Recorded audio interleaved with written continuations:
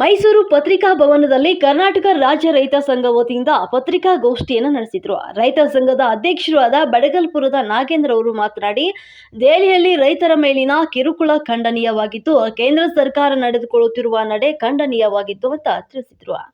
ನಮ್ಮ ಮೈಸೂರಿನಿಂದ ಪ್ರತಿಭಟನೆ ಹೊರಟಿದ್ದ ರೈತರನ್ನ ಪೊಲೀಸರು ಭೂಪಾಲ್ನಲ್ಲಿ ತಡೆದು ರೈತರನ್ನ ಬಂಧಿಸಿರುವುದು ಖಂಡನೀಯ.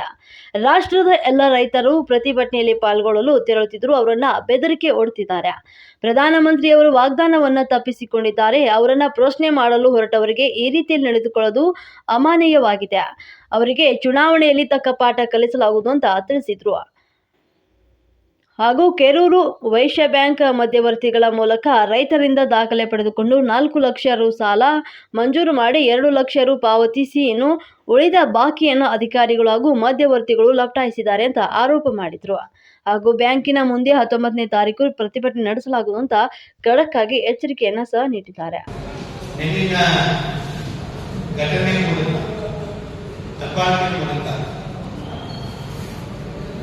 ರೈತ ಸಮುದಾಯದ ವಿರೋಧಿ ಎನ್ನುವಂತಹ ಬಹಿರಂಗವಾಗಬೇಕು. 383 ದಿನಗಳ ಕಾಲ 2020 ಪ್ರಾರಂಭವಾಯಿತು. ಸುಮಾರು 13 ತಿಂಗಳ ಕಾಲ ನಡೆದಂತಹ ಚಳುವಳಿ ಮೇಲೆ ಚಳುವಳಿಗೆ ಹಿಮ್ಮೆಟ್ಟಿಸಬೇಕು, ಮಾಡಬಾರ್ದೆಲ್ಲ ಕೆಲಸ ಮಾಡಬೇಕು, ಸ್ವತಂತ್ರ ಮಾಡಬೇಕು, ಉನ್ನಾರಣೆ ನಡೆಸಿ ಚಳುವಳಿಗಾರರಿಗೆ ಆರೋಪ ವ್ಯಕ್ತಪಡಿಸಿದರು. ಸಂಘ ಪರಿವಾರಗಳನ್ನು ಅಲ್ಲೇ ಮಾಡಕ್ಕೆ ಪ್ರಯತ್ನ ಮಾಡಿದರು. ಟೆಂಟ್ ಕಿರಿಸು, ನೀರು ಕೊಟ್ಟಿಲ್ಲ, ವಿದ್ಯುತ್ ಕೊಟ್ಟಿಲ್ಲ, ರಸ್ತೆಯನ್ನ ಬಂದು ತೋಡಿದ್ರು, ಕಬ್ಬಣ ಸಲಾಖೆ ನಡೆಸಿದ್ರು.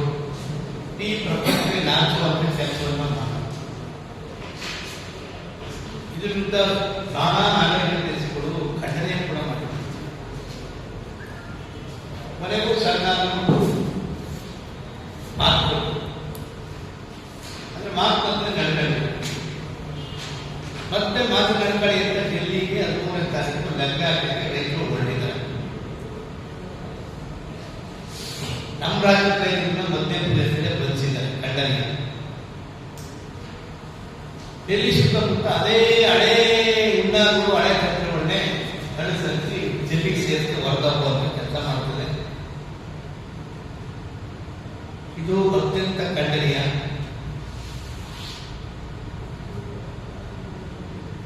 ರೈತ ಸಮುದಾಯದ ನಿರ್ಗಮನಕ್ಕಂತಹ ಜಾಸ್ತಿ ಇದು ಉದಾಹರಣೆ. ಕರ್ನಾಟಕದಲ್ಲಿ 80 ದಶಕದಲ್ಲಿ ಹೋರಾಟದ ಕಿಚ್ಚು ಗುಂಡಾ ಪ್ರಾಂತ ಗುಂಡೂರಾಯಿ ಸರ್ಕಾರದ ಅಧಿಕಾರವನ್ನು ಕಿತ್ಕೊಂಡಿದೆ ರೈತ ಸಮುದಾಯ.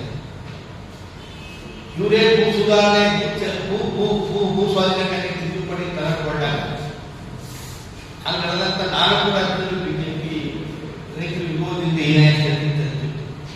ಈಗ ಮತ್ತೆ ಅದೇ ರೀತಿ ರೈತ ವಿರೋಧಿ ತೋರಿಸ್ತಿದ್ದಾರೆ. ಇದನ್ನ ಕರ್ನಾಟಕ ರೈತ ಸಂಘ ಖಂಡಿಸುತ್ತೆ. ಇದ್ರ ವಿರುದ್ಧ ಒಂದು ದೊಡ್ಡ ಹೋರಾಟವನ್ನ ರೂಪಿಸುತ್ತೆ. ಇವತ್ತು ಸಂಯುಕ್ತ ಹೋರಾಟ ಕರ್ನಾಟಕ ಸಂಜೆ 7 ಗಂಟೆಗೆ ಆನ್ಲೈನ್ ಸುತ್ತು ಆನ್ಲೈನ್ ಮೀಟಿಂಗ್ ಕರೆದಿದ್ದೀವಿ. ಇದನ್ನ ಖಂಡನೆ ಮಾಡೋದು ಯಾವ ರೀತಿ ಅಂತ ನಾಳೆ ಪ್ರಕಟಣೆ ಮಾಡಿ ಯಾವ ರೀತಿ ಹೋರಾಟ ಮಾಡಿ